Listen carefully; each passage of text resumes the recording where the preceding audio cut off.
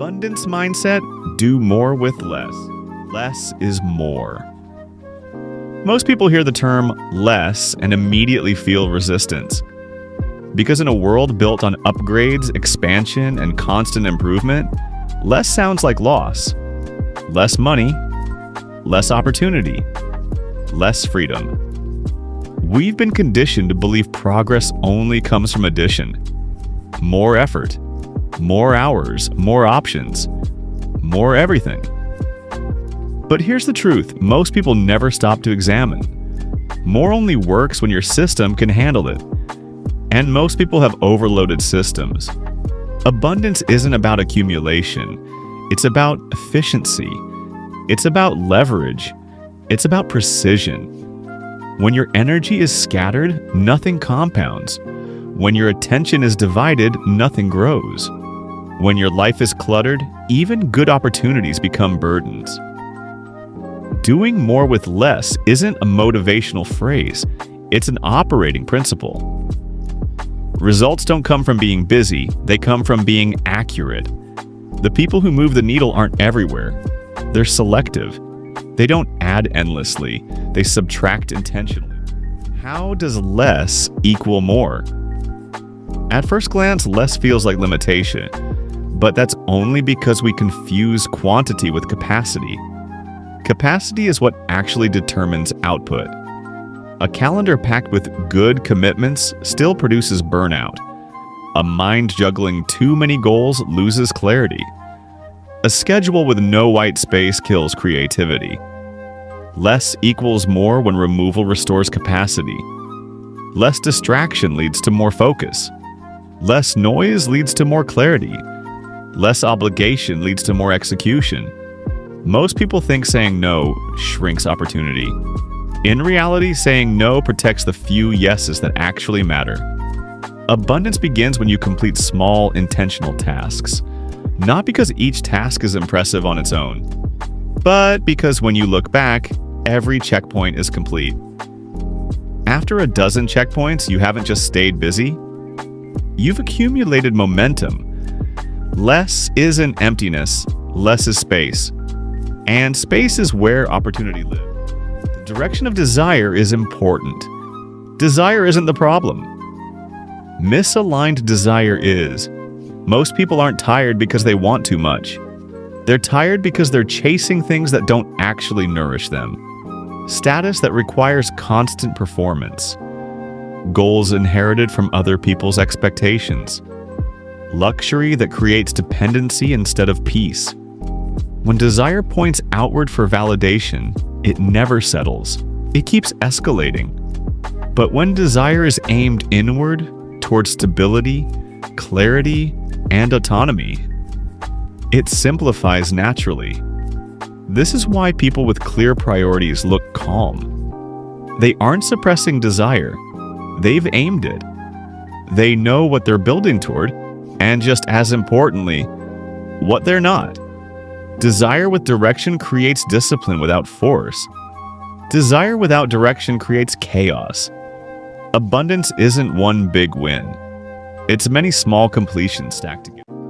Enough is a skill. Most people don't know when to stop. Not because they're greedy, but because they were never taught how to recognize enough. Enough money, enough stimulation, enough comfort, enough information. We're trained to keep going because stopping feels like falling behind. But enough isn't a number. It's a skill of awareness. Too much comfort dulls attention. Too much restriction creates resentment. Both extremes break regulation. High-functioning people live in calibration. They know when to push. They know when to pause.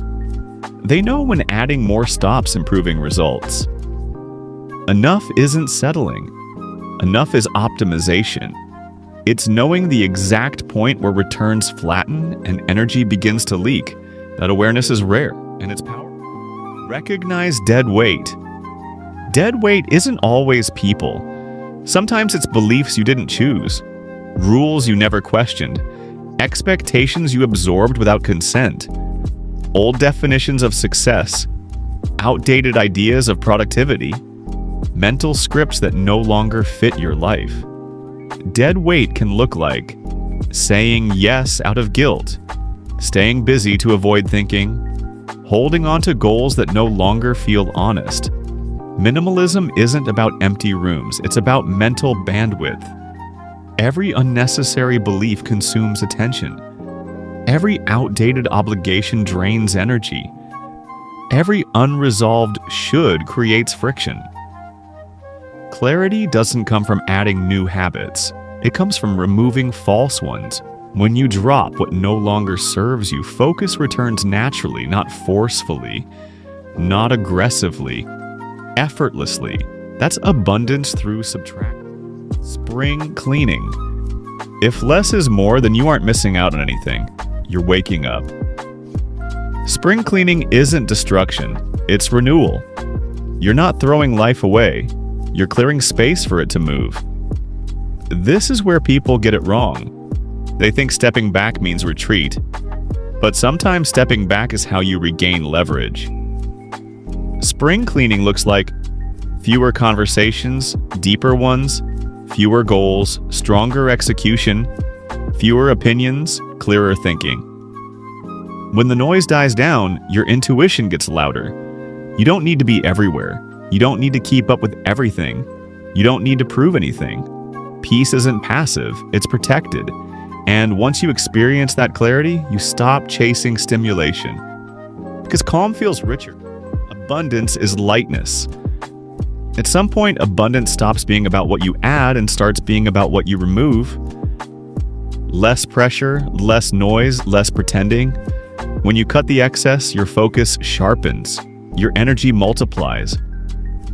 Your life gets quieter, but more powerful. That's not boredom, that's clarity. And if this way of thinking resonated with you, check out the next video. Are you boring? The psychology of homebodies. Because choosing a simpler life isn't about hiding from the world, and it's about doing more with less abundantly. If this helped you think differently, like the video, share it with someone who's been overwhelmed lately, and subscribe for more psychology-backed mindset shifts. We are the hearts of the world. See you in